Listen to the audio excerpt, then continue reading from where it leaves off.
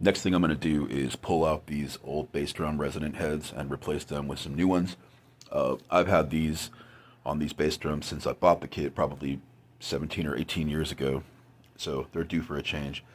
Plus, Trick has changed their logo probably twice since then, so these are pretty outdated.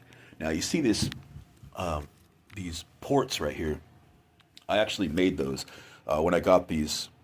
When I got these drums, the reso head was completely solid, and you can buy a little kit. It's called Holes, and it comes with a little like a little thing that you trace around. And you cut that with an X-Acto knife, and you use these little snap-on plastic chrome things that make it look professional or whatever.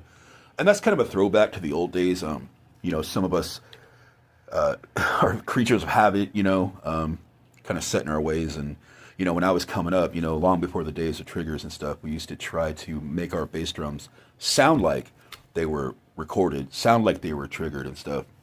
And the way you do that is you get a bass drum head with a huge hole in the center, okay, which would kill a lot of the resonance and a lot of the sustain of the drum. And then you would, pack it with pillows or whatever. And then on the batter side, you'd use the, obviously you'd use the hard plastic beaters on your pedal, and then you would tape stuff to the drum head. Like, they have like little pads, little stick-on pads or whatever, but those weren't good enough because, we wanted that really clicky typewriter type of bass drum sound, that was kind of, the distinguishing sound of death metal double bass, right?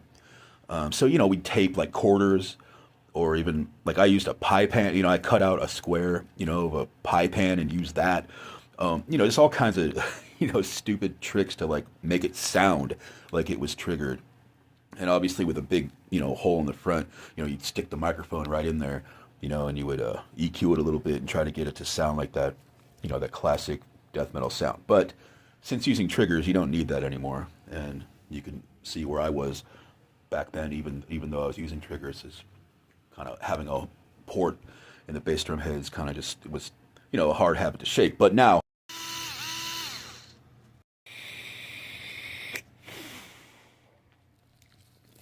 have you ever seen a bass drum shell this thin? Not many people have, because this is a Trick aluminum shell drum kit.